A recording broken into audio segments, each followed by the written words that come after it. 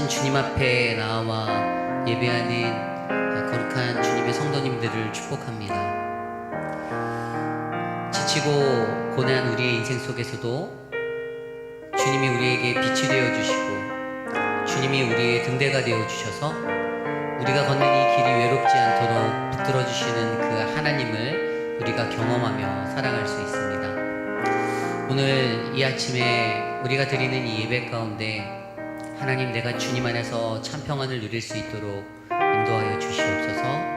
함께 전심으로 기도하며 예배 자리로 나아가기 원합니다. 기도하겠습니다. 아버지, 주님 도와주십시오. 하나님 주시는 그 은혜 안에서 우리가 설 수 있도록 하나님 도와주십시오. 주님 다스려 주십시오.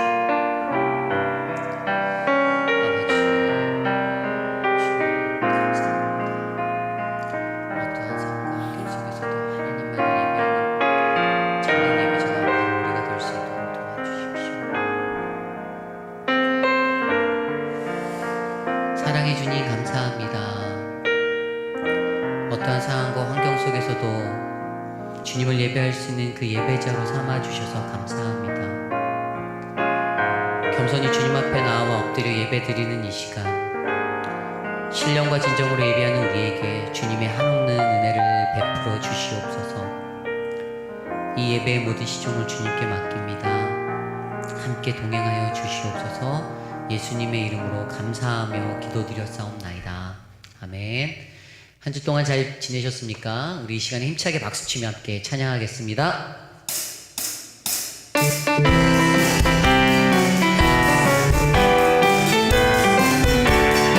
고난 내 영혼, 내 영혼 변해진 복과 풍랑이 너도 안전한 복음 복음까지도 다스리시는 주여 나팔을 지해 주여 나팔을 나사 항상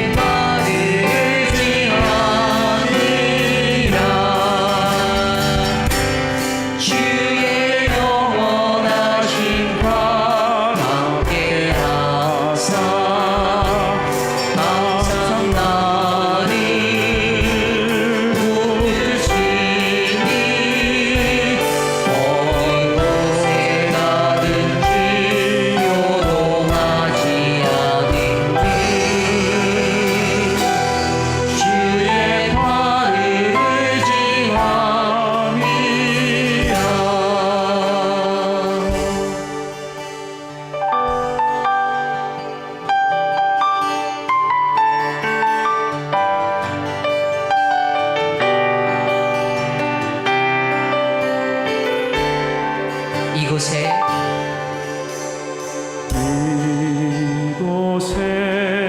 생명샘 솟아나 눈물 골짝 지나갈 때에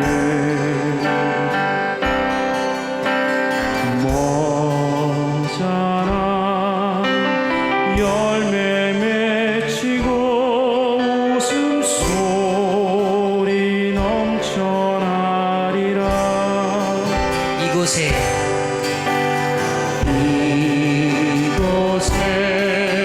생명샘 솟아나 눈물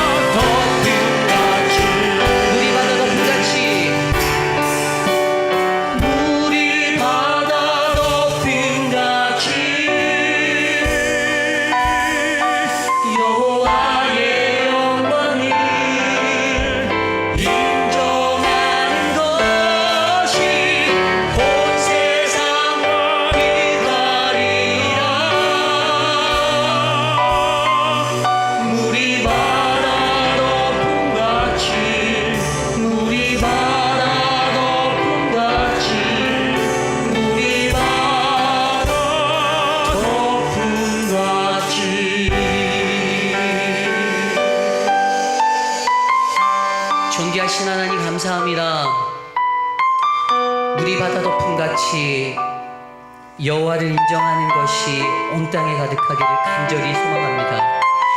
오늘 거룩한 주의 존전에 모여 예배하는 거룩한 주의 백성들, 하나님 앞에 두 손 들고 나와 예배할 수 있도록 해주셔서 감사합니다. 우리의 혼신의 모든 힘을 다해 온 마음으로 주님을 예배하며 찬양하는 이 예배, 하나님이 깊이 있게 만져주시는 아름다운 예배 될 수 있도록 역사하여 주시옵소서. 이 모든 말씀 살아계신 예수님의 이름으로 간절히 기도드렸사옵나이다. 아멘. 아멘.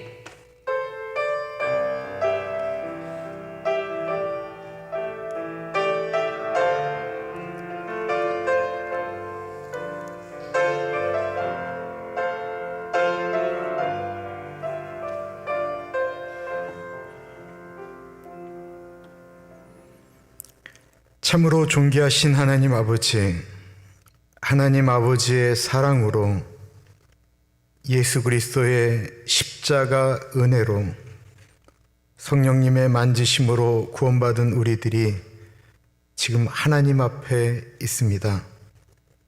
그 사랑을, 그 은혜를 받은 우리들이 그 사랑의 깊이를 소홀히 여김이 아닌 그 받은 은혜에 감사하며 온전한 예배로 드리기 위하여 이 자리에 섭니다.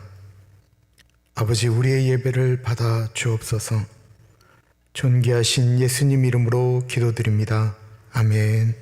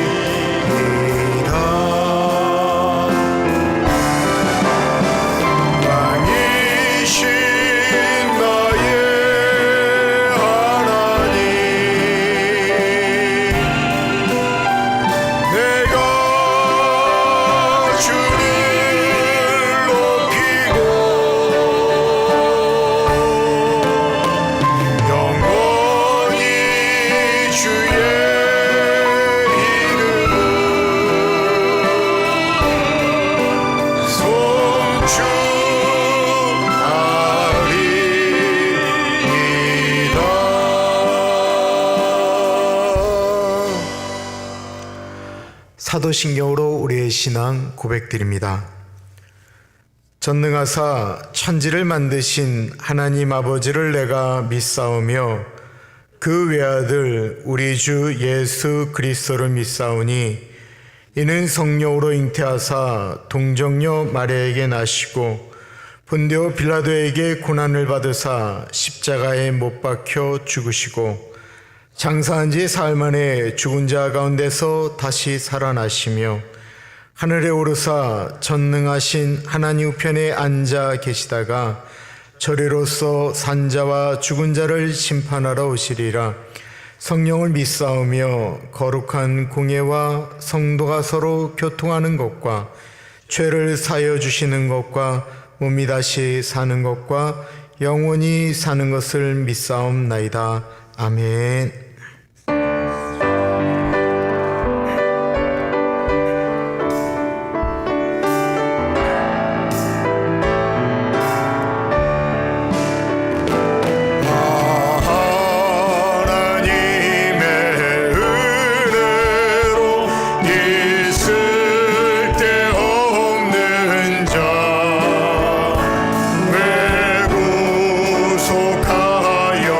주는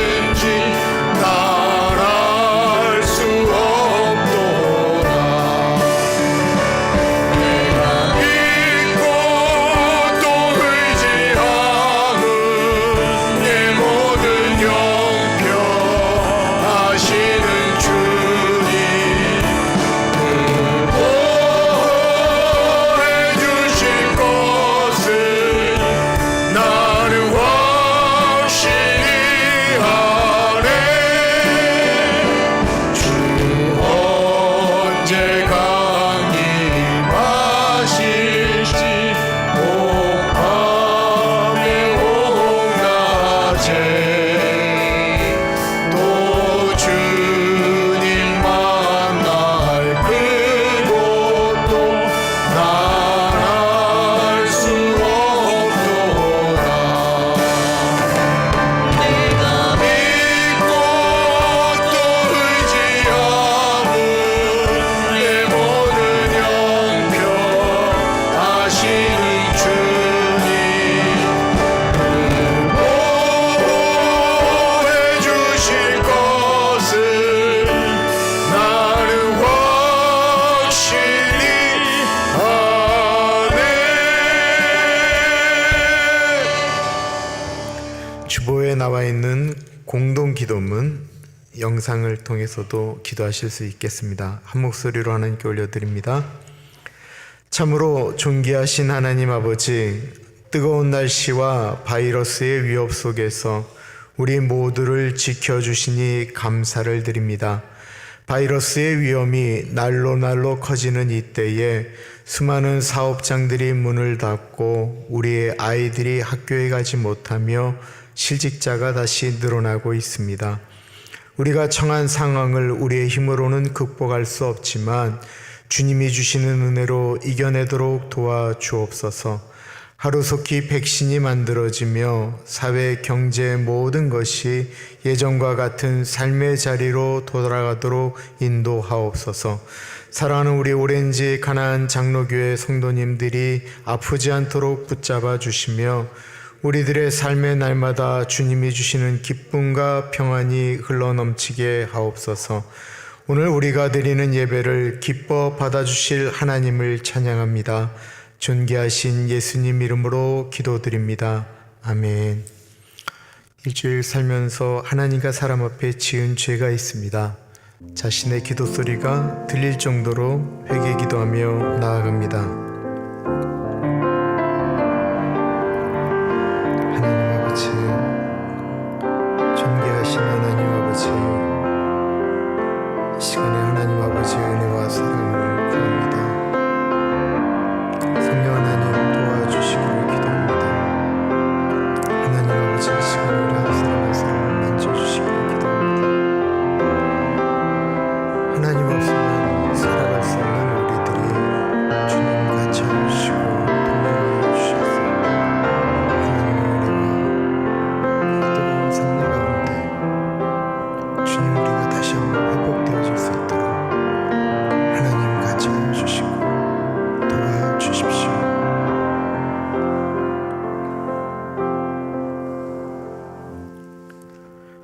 그러므로 이제 그리스도 예수 안에 있는 자에게는 결코 정죄함이 없나니 이는 그리스도 예수 안에 있는 생명의 성령의 법이 죄와 사망의 법에서 너를 해방하였습니다. 참으로 존귀하신 하나님 아버지, 오늘도 우리가 예배를 드릴 수 있음에 감사드립니다. 자유로운 나라에서 예배를 드린다라는 것에 대해서 당연하게, 심각하게, 은혜로, 감사로 생각하지 못했었는데 예배를 드릴 수 있다라는 것이 얼마나 감사한 일인지, 얼마나 큰 축복인지 다시 한번 깨닫게 됩니다. 하나님께 예배드리는 이 시간이 그래서 더 간절함으로 나아가게 하시고 은혜가 되게 하여 주십시오. 사랑의 하나님 아버지, 코로나 바이러스로 인한 걱정이 단순히 바이러스 문제가 아닌 삶의 문제로 번져나가고 있습니다.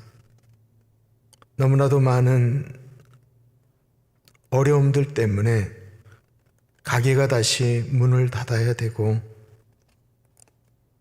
학교에서 뛰어놀아야 될 아이들이 집에서 머무는 시간이 많아지면서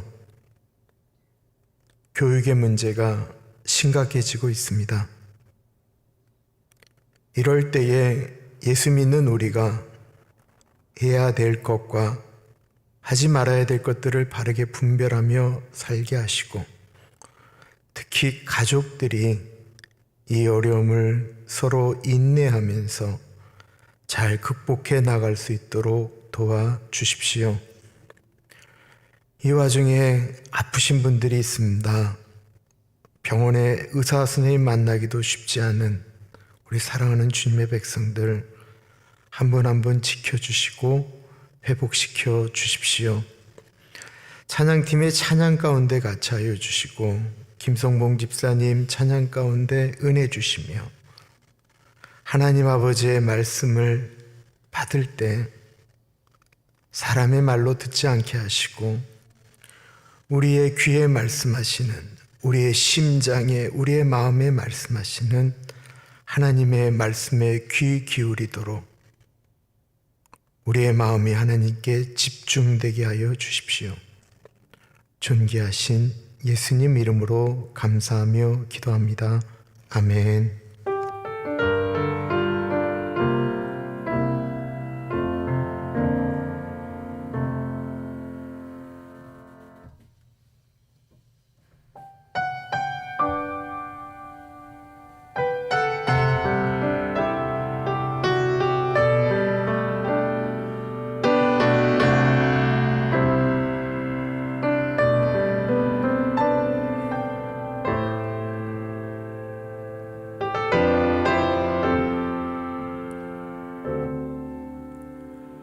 하나님 나 부르실 때에 내 어리석음 다 보셨지만 그 어리석음 멸시치 않고 지혜로 바꾸셨네. 하나님 나 부르실 때에 내 약함도 다 아셨지만 그 약함까지도 멸시치 않고 능력으로 바꾸셨네.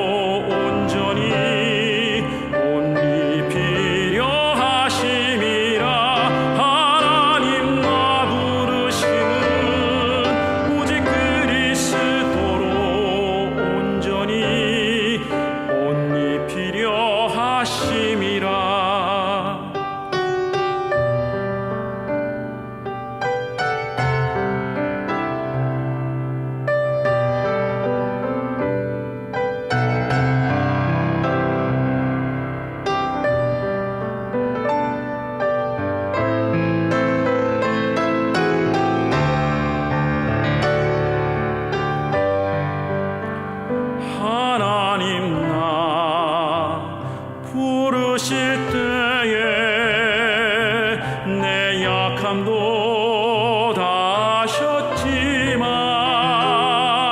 그 약함까지도 멸시치 않고 능력으로 바꾸셨네. 하나님 나 부르심은 오직 그리스도로 온전히 온 이 필요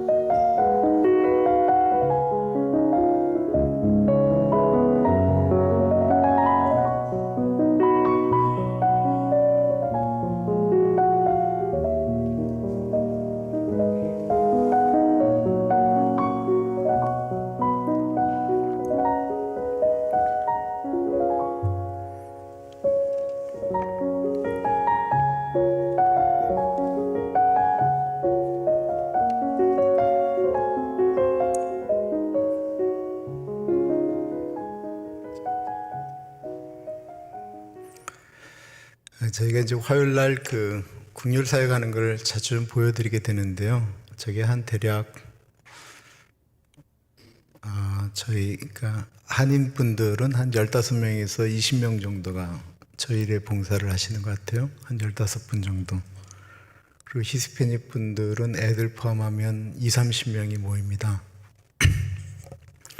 근데 기도를 꼭 부탁드려야 되는 것이 저기 한 명이라도 저기 안에서 확진자가 나오면 우리가 문제가 아니에요.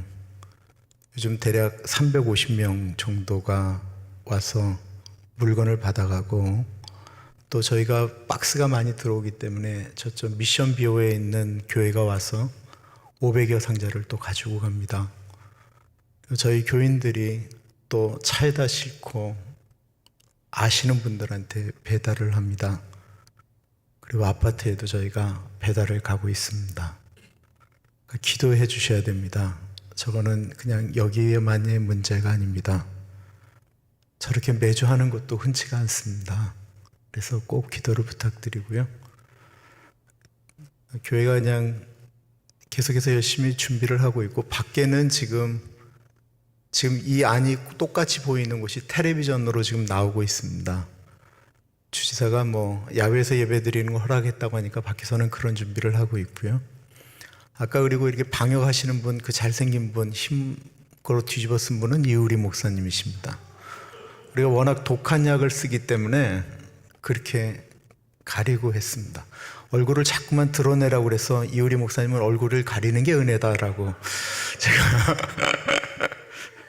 이건 조크예요, 조크. 제가 절대로 그렇게 얘기하지 않았어요.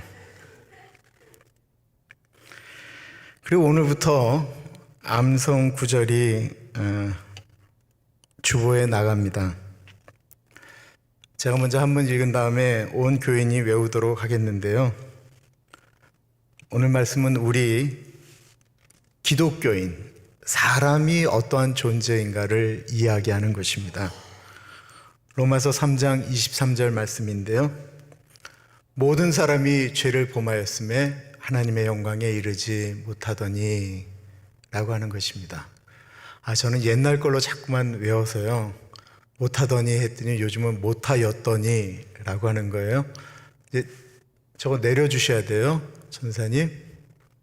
자, 이제 로마서 3장 23절 하면 같이 외우는 겁니다. 시작. 모든 사람이 죄를 범하였음에 하나님의 영광에 이르지 못하였더니 이게 우리 인간의 이제 실존이라는 것입니다. 우리는 모두 죄를 졌다라는 거예요. 왜 예수님이 이 땅에 오실 수밖에 없었느냐? 사람이 죄를 졌기 때문에 그렇다라는 것입니다. 사람이 죄를 안 졌으면 예수님 오실 필요 없었습니다. 죄를 졌기 때문에 오셨다라는 거예요. 다음 주는 로마서 3장 23절을 암송하고 그 다음 거를 또 암송합니다. 여러분들 다 아시는 거예요. 그런데 이럴 때 좀 해보자는 거예요. 여러분 축복인 줄 아세요? 맨 처음에 김동수 전사님이 3절 넣었어요. 3절. 내가 이렇게 하면 안 돼요. 우리 교인들한테 이러지 마세요. 그리고 제가 한 절로 줄였어요. 하나님께서 오늘 우리에게 주시는 말씀은 로마서 1장 1절에서부터 7절까지 말씀입니다. 하나님의 말씀을 받들어 봉독할 때에 살아계신 하나님의 음성을 들으시기 바랍니다. 예수 그리스도의 종 바울은 사도로 부르심을 받아 하나님의 복음을 위하여 택정함을 입었으니 이 복음은 하나님의 선지자들을 통하여 그의 아들에 관하여 성경에 미리 약속하신 것이라. 그의 아들에 관하여 말하면 육신으로는 다윗의 혈통에서 나셨고 성결의 영으로는 죽은 자들 가운데서 부활하사 능력으로 하나님의 아들로 선포되셨으니 곧 우리 주 예수 그리스도시니라.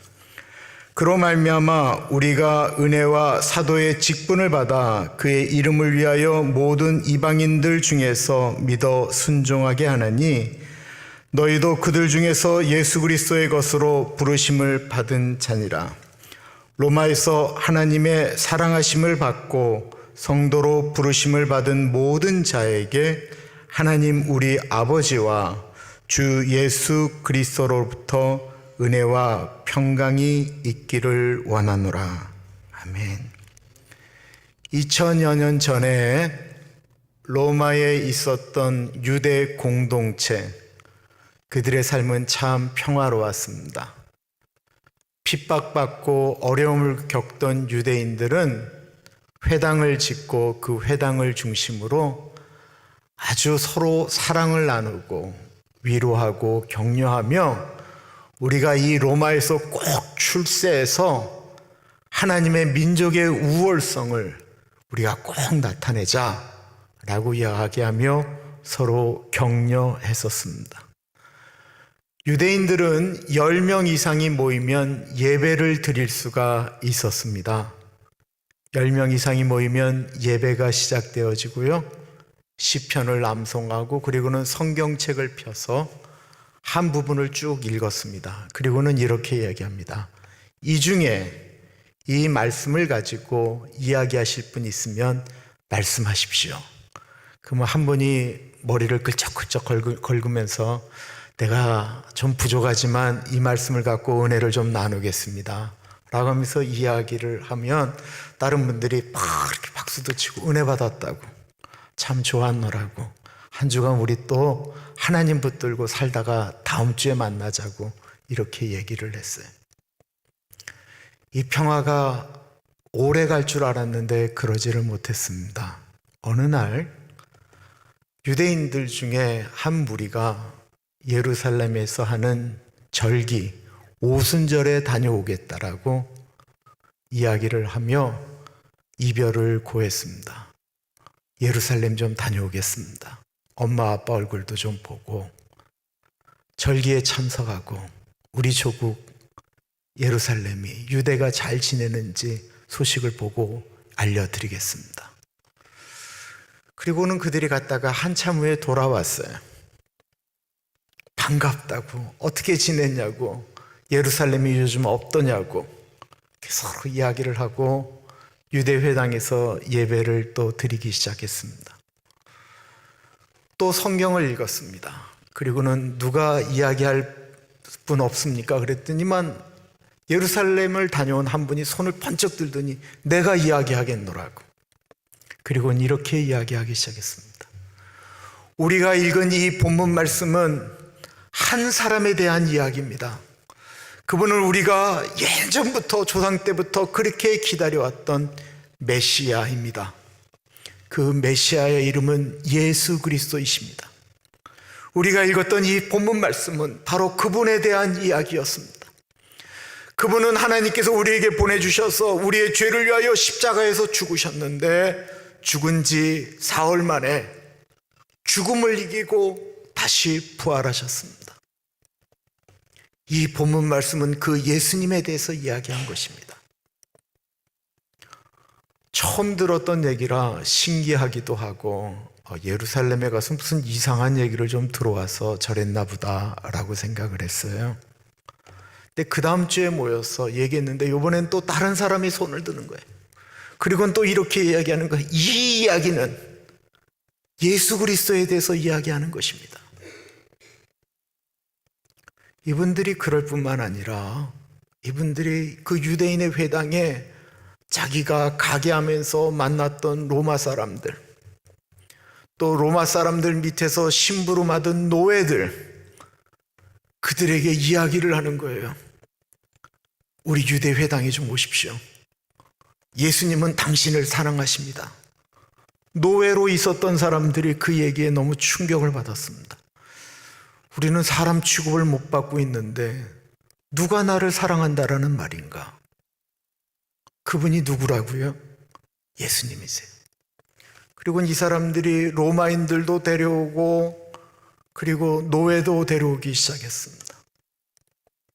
처음에는 관계가 좋았는데 한 주, 두 주, 세 주, 네 주 이런 일이 발생하면서 유대인 회당에서 매주 싸움이 일어나기 시작했습니다.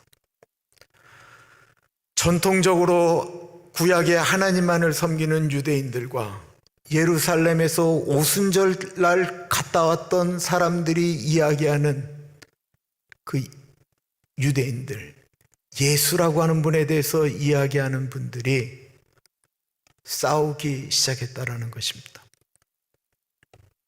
그 싸움이 얼마나 심해졌는지 나중에는 정말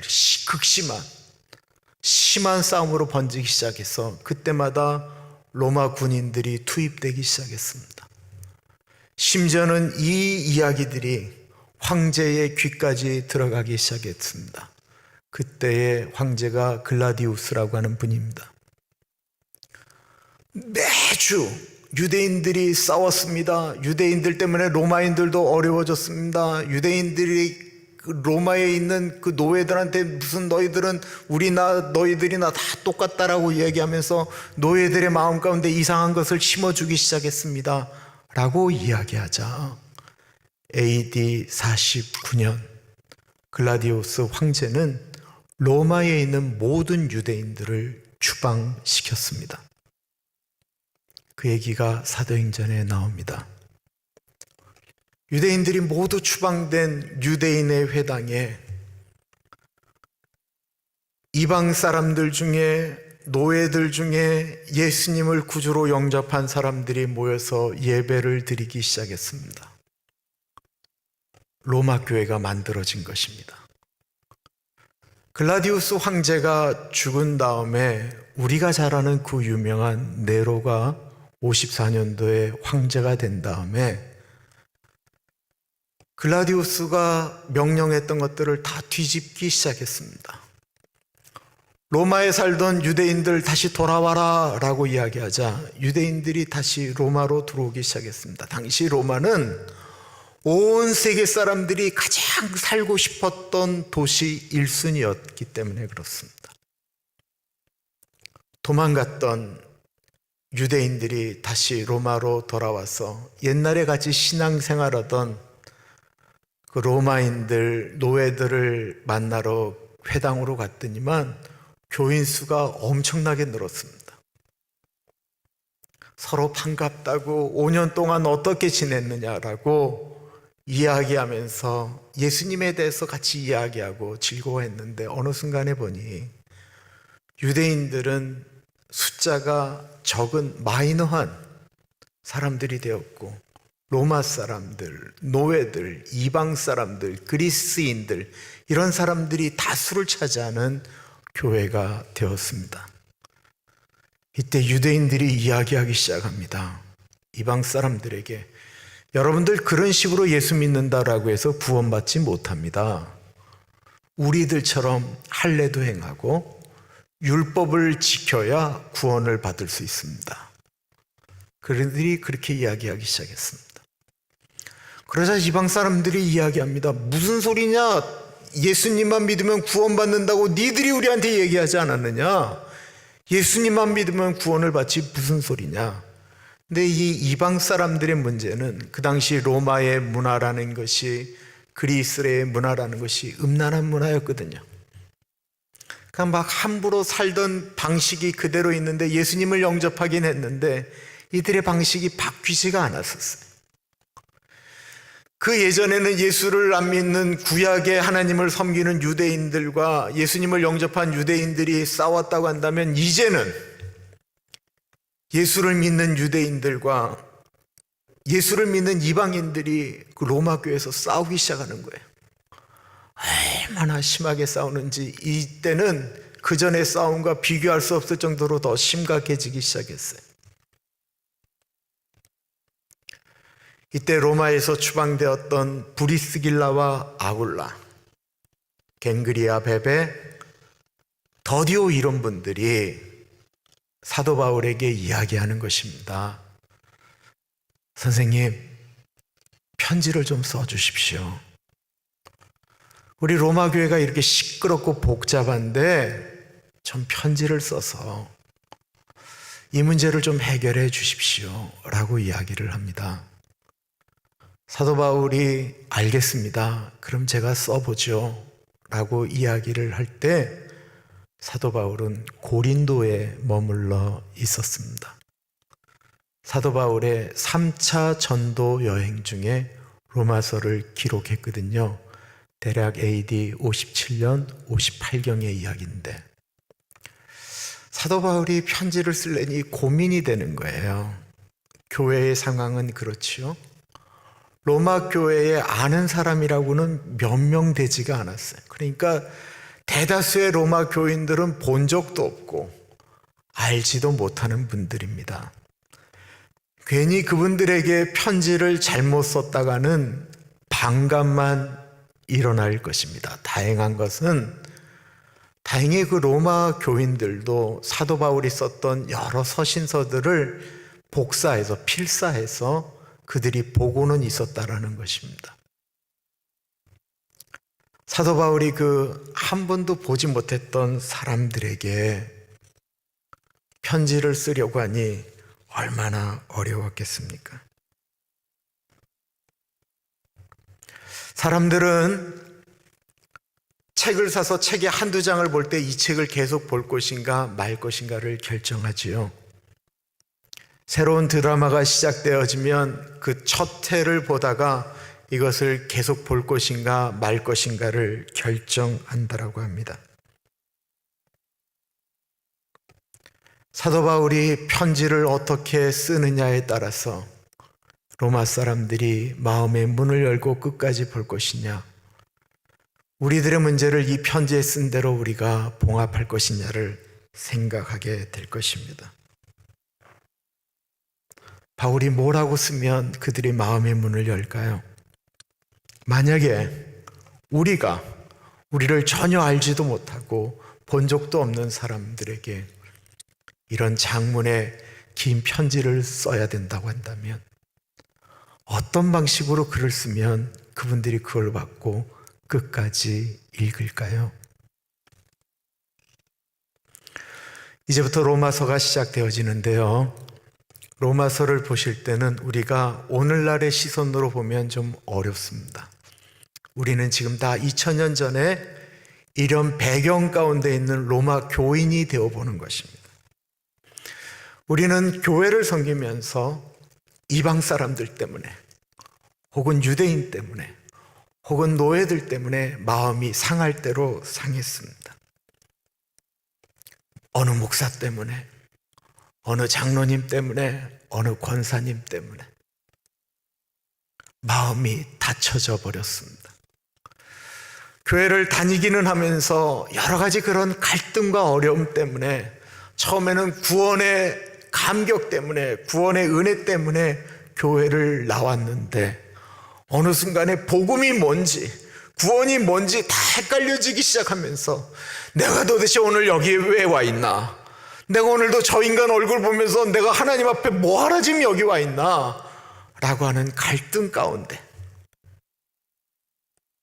우리가 지금 그 자리에 앉아 있다고 생각하시면서 그런 마음으로 로마서를 읽어야 합니다. 그럼 이제 마음의 준비가 되셨습니까?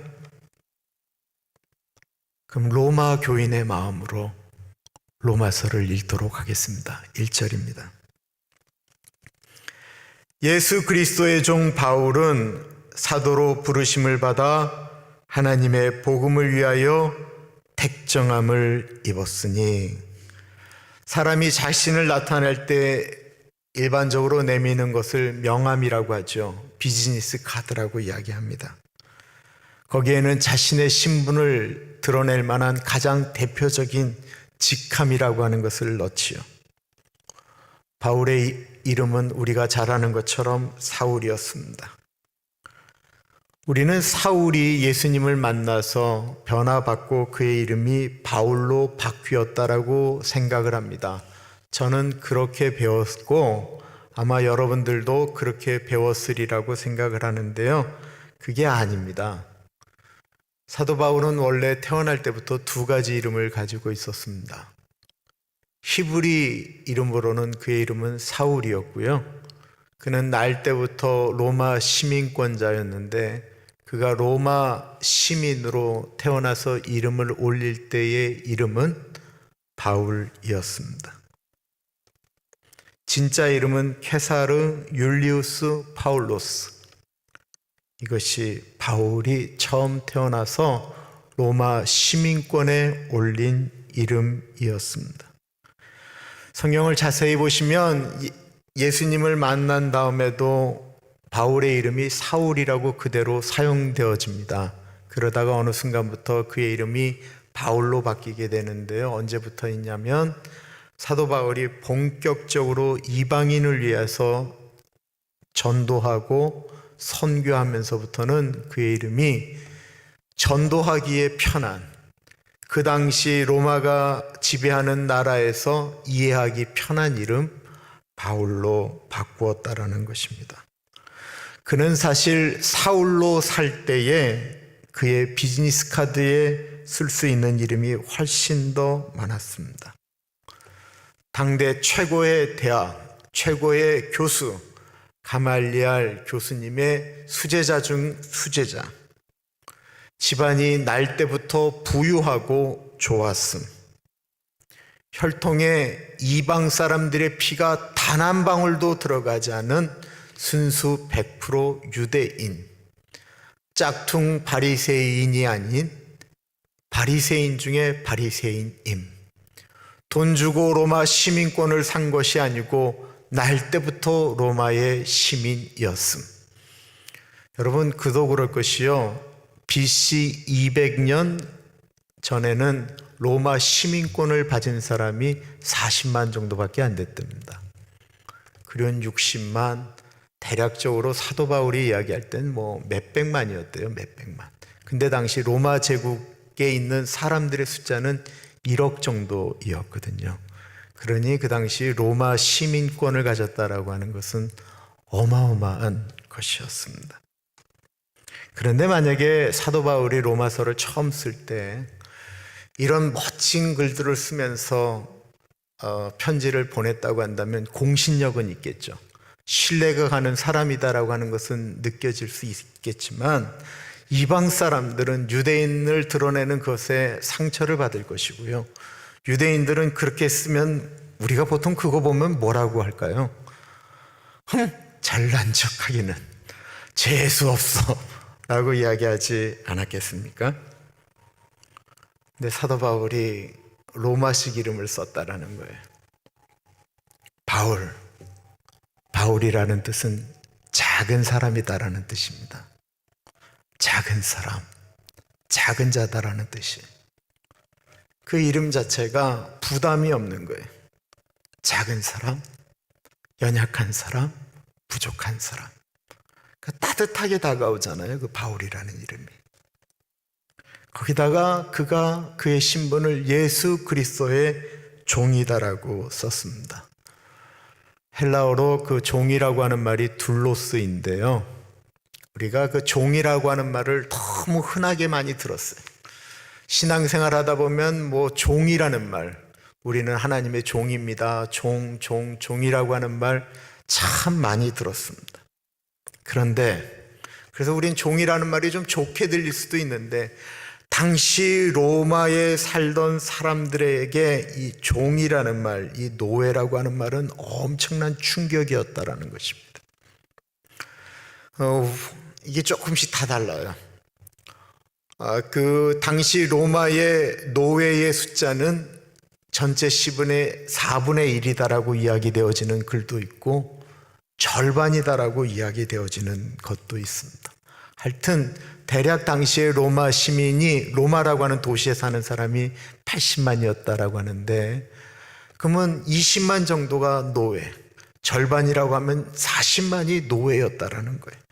그러니까 흔하게 보는 건데, 흔하게 보지만 노예와 자유인의 차이는 어마어마하였습니다. 노예는 지금으로 말하면 기계 같은 거예요. 오늘날로 이야기하면 사람들이 하는 거를 대신해 줘야 되는 거예요. 여기서부터 저기까지 옮기면 간다고 하면 당시 노예는 오늘날로 이야기하면 이제 자동차 같은 거예요. 불을 켜고 끄고 하는 스위치 같은 거예요. 음식을 만드는 오븐과 같은 것이 노예였던 것입니다. 당시에 이런 말이 있었습니다. 노예와 당나귀의 차이는 노예는 말을 한다라는 것이다. 이게 노예에 대해서 가장 정확하게 이야기하는 내용이었어요. 노예는 이름이 없습니다. 자기 생각도 없습니다. 자기의 계획, 꿈, 의지 같은 것이 없습니다. 말만 할 수 있다 뿐이지 그의 삶은 짐승과 다른 것이 없었습니다. 말씀을 준비하면서 읽는데 너무 무서운 얘기도 있었어요. 주인 한 사람이 암살당했거든요. 주인 한 사람이 암살당하자 그 밑에 있었던 노예 400명을 한 날 다 죽여버려요. 주인과 함께 죽는 거예요. 그러니 사도 바울이 자기가 편지를 쓸 때 작은 자, 나 예수 그리스도의 종 바울, 충격으로 다가오는 것입니다. 어떻게 자기를 종이라고 할 수 있었을까요? 그것도 어떻게 자원해서 종이라고 할 수 있었을까요? 그것은 사도 바울이 하나님 앞에 너무 큰 사랑, 용서를 받았기 때문에 그렇습니다. 아시는 것처럼 바울은 그 전에 예수 믿는 사람들을 잡아서 죽이려고 하는데 애쓴 사람이었습니다. 실제로 그의 앞에서 죽은 사람이 최초로 순교한 스데반이었습니다. 그런데 그가 예수 믿는 사람 잡아 죽이려고 하다가 예수님을 만나게 된 것입니다. 예수님을 만나자 사도 바울은 너무 부끄러웠습니다. 자신의 죄가 떠올라 괴로웠습니다. 그런데 예수님은 그가 저질렀던 모든 죄를 용서해 주셨을 뿐만 아니라 도리어 그에게 부탁하셨습니다. 사도 바울은 그것이 얼마나 고마웠는지 모릅니다. 예수님이 나 같은 사람을 사랑하셨을 뿐만 아니라 나를 위하여 죽으셨다라고 하는 그 사실이 얼마나 감격스러웠는지 모릅니다.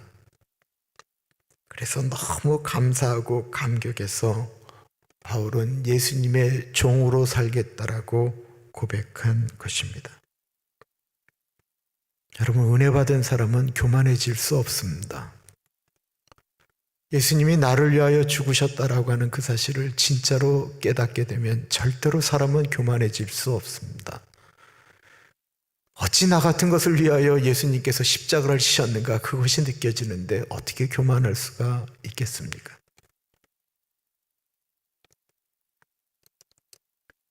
로마 사람들은 사도 바울이 쓴 로마서의 1절 말씀에 벌써 마음이 열리기 시작합니다.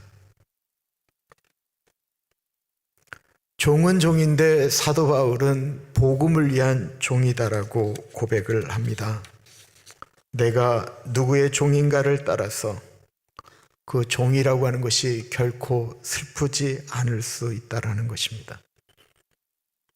종으로 산다라고 하는 것은 어떤 의미가 있는 것일까요? 종으로 산다라는 것은 순종하며 사는 것을 의미합니다. 당시 사람들은 노예가 되는 순간 과거가 없어졌습니다. 당시 로마 노예가 어떻게 생기죠?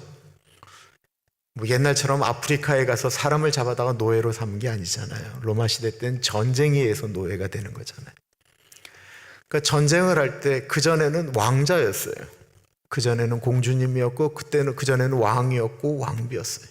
귀족이었어요. 높은 장군이었어요. 군인이었어요. 잘 사는 사람이었어요. 근데 전쟁을 벌여서 전쟁에서 지게 됐어요.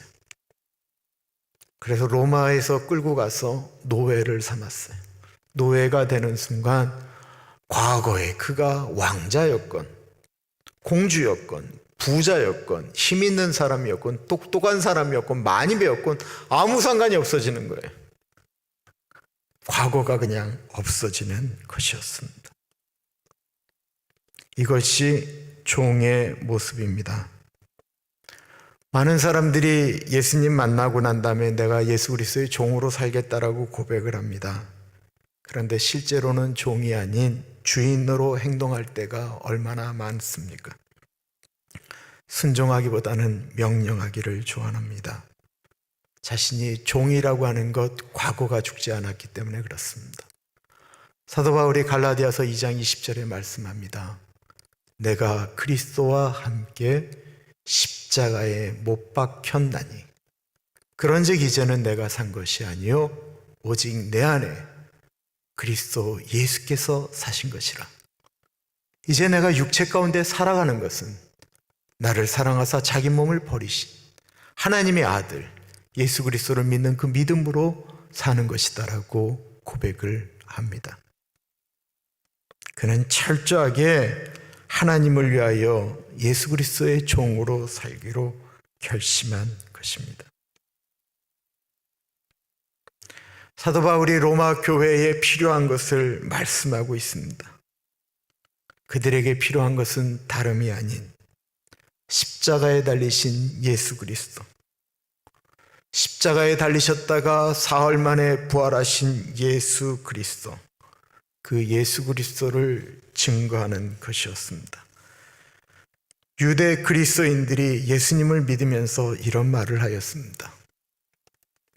예수님의 십자가 사건이 중요한 게 아니고, 예수님의 부활 사건이 중요한 것이 아니고, 이 로마 사람들이 이렇게 망가져서 살고 있는데 예수님이 말씀하셨던 그 산상수훈, 그분이 가리켰던 그 말씀을 더 강조해서 우리가 실천하고 살아가야 됩니다.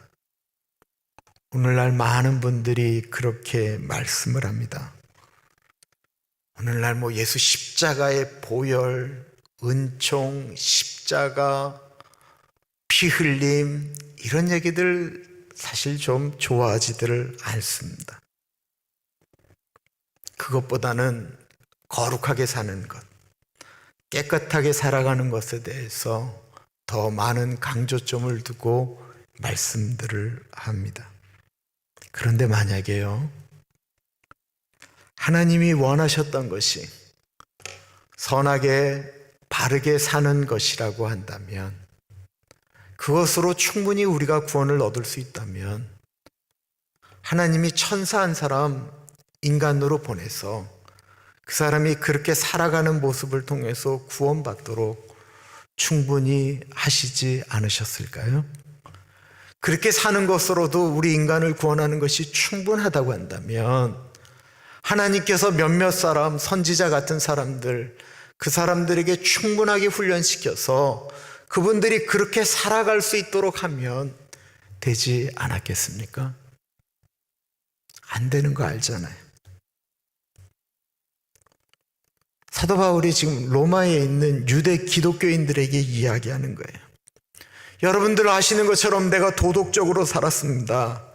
하나님의 법대로 살았습니다. 내가 바리새인들 중에 가장 바리새적인 사람이었습니다. 제가 구별하고 구분하고 거룩하게 살았었습니다.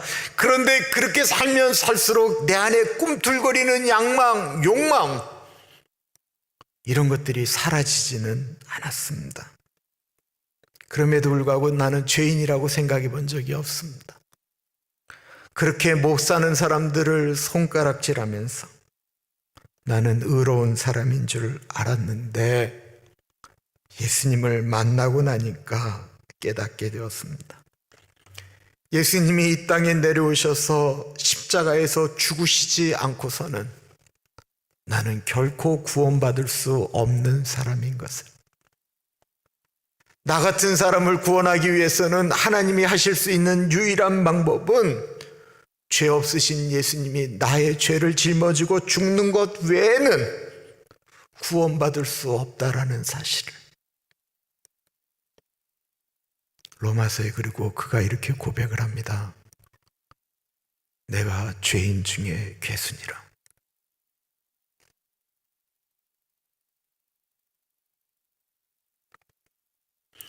사도 바울의 고백입니다. 나는 누구입니까? 나는 죄를 지을 수밖에 없는 존재다라는 것입니다. 아무리 선하게 사는 걸로 이야기를 해도 우리 다 알잖아요. 우리 내면 안에 뭐가 있는지 우리 다 알잖아요. 우리 다 경험하고 있잖아요. 은혜 받았다고 하는데도 뒤돌아서면 누구에 대해서 이게 판단의 느낌이 확 올라오는 거 우리 다 알고 있잖아요.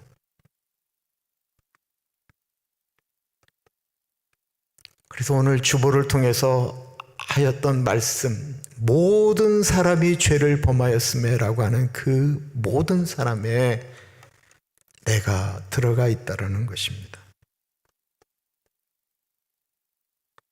아무리 노력해도 죄를 짓는 나를 위하여 하나님이신 예수님이, 죄 없으신 예수님이 십자가를 지셨다라는 것입니다.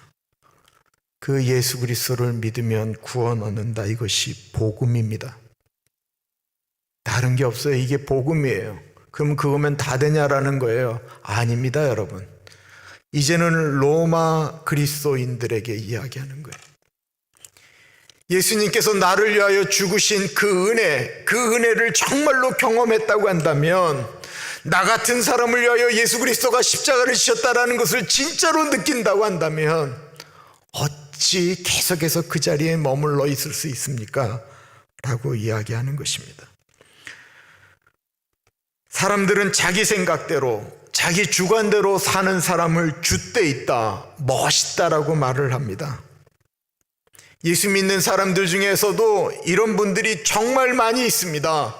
예수님을 믿는데 삶의 방식만큼은 자기 방식으로 살아가는 것입니다. 예수를 믿는데도 예수를 믿는 것과 자기 방식이 이렇게 딱 구분되어져 있습니다. 멋있게 느껴지기도 합니다.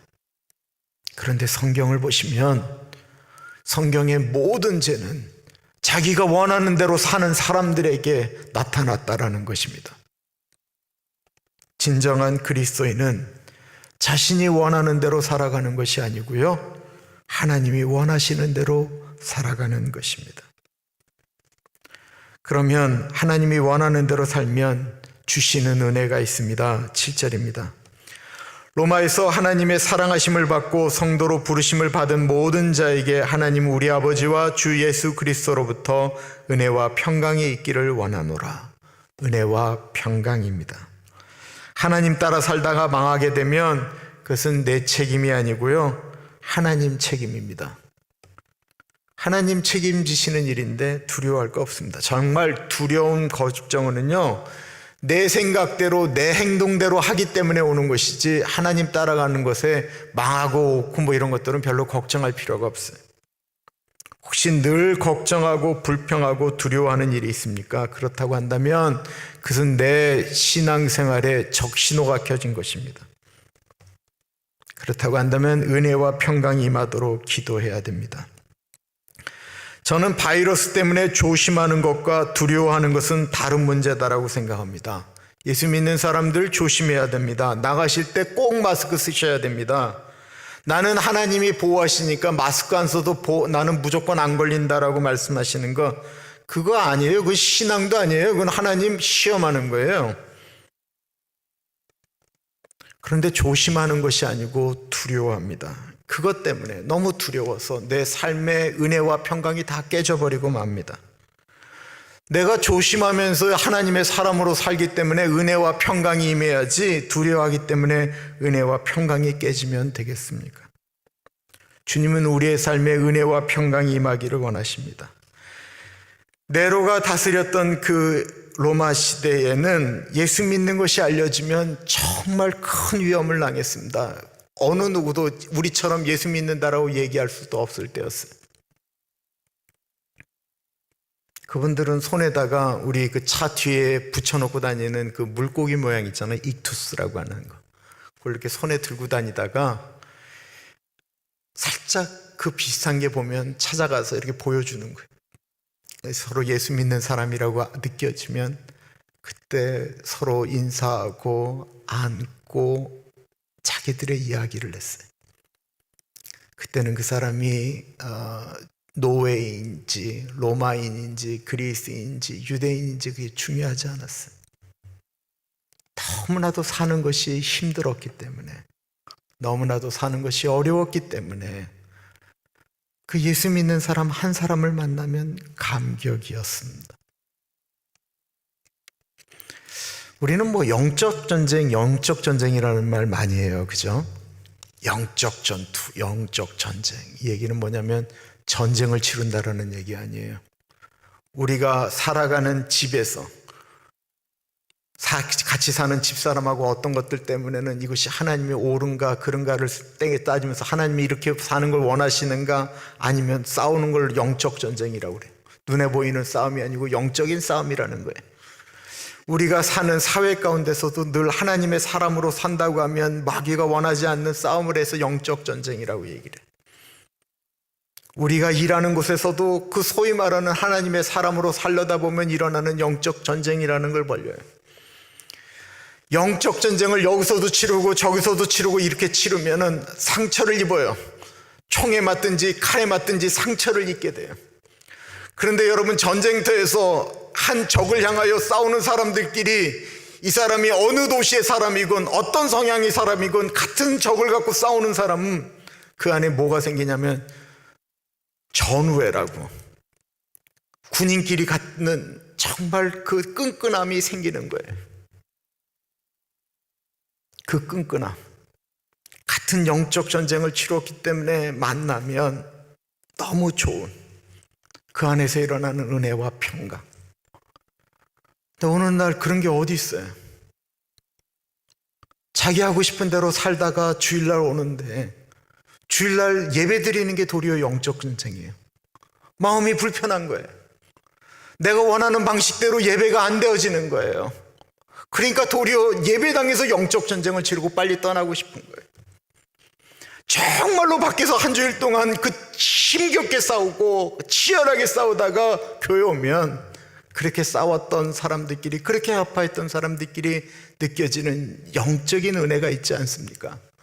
사도 바울이 지금 그 고백을 하는 거예요. 로마 사람들은 사도 바울이 어떻게 살았는지 다 알아요. 그가 얼마나 많이 감옥에 갇힌 것과 그가 얼마나 돌에 맞아 죽을 뻔한 것과 그가 유대인들의 지시와 아픔 다 알고 있었어요. 그 사도 바울이 이렇게 얘기하고 있는 거예요. 지금 나에게 주신 하나님의 은혜와 평강, 제가 여러분들의 그 어려움을 잘 알고 있습니다. 여러분들에게도 그 은혜와 평강이 임하기를 내가 기도하고 있습니다.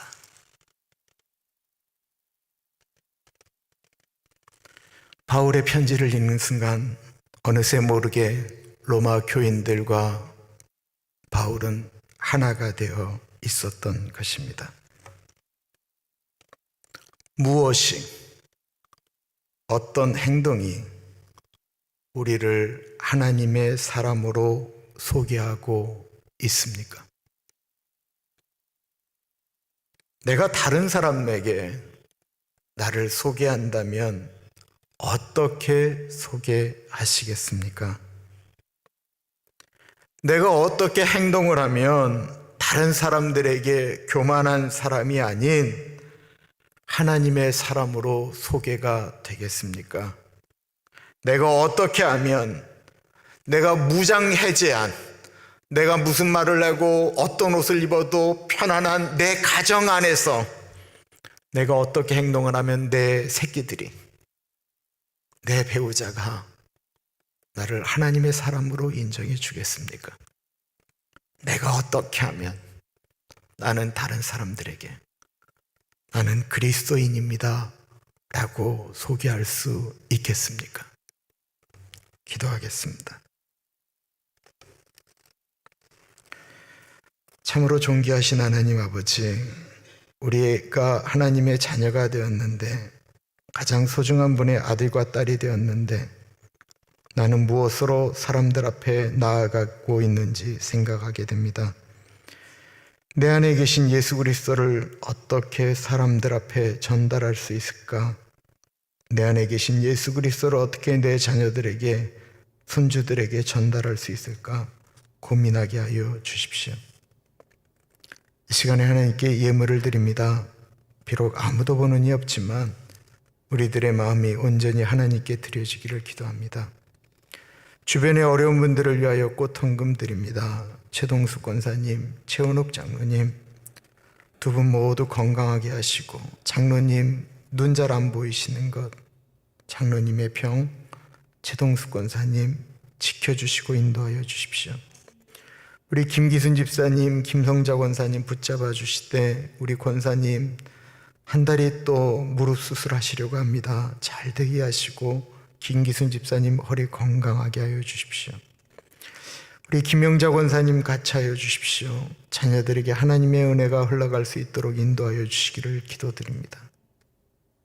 참으로 존귀하신 예수님 이름으로 감사하며 기도합니다. 아멘. 내가 만민 중에 찬양하도록 하겠습니다.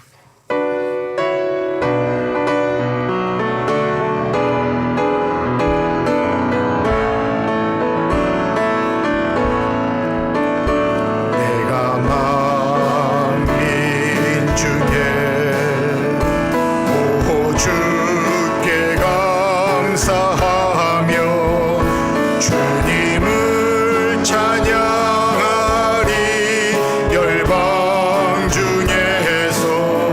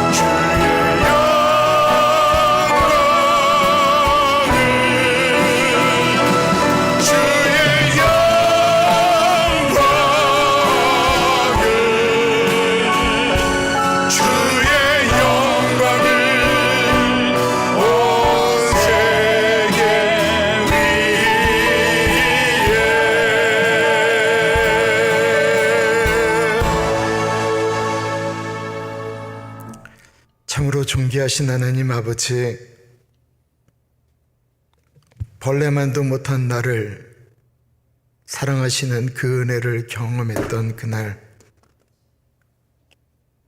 이제는 예수님만을 위해서 살겠습니다.